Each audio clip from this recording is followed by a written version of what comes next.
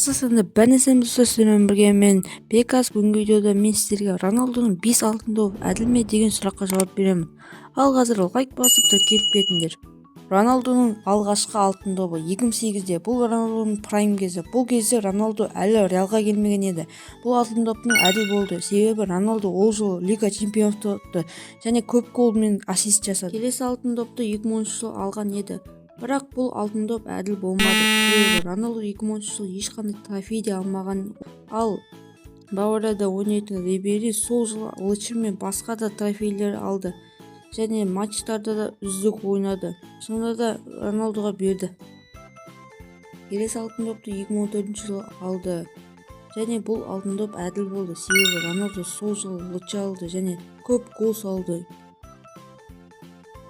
Келесі 2016-2013 жылдары бұл Роналдудың от кездері еді және көптеген трофейлер алған болатын. Сондықтан да Роналду бұл жылдары сөзсіз лайық болды. Осымен достар, видео бітті. Қысқасы қорытынды: Роналду 5 алтын добының 4-еуін әділ алды, ал 1-еуін әділсіз алды.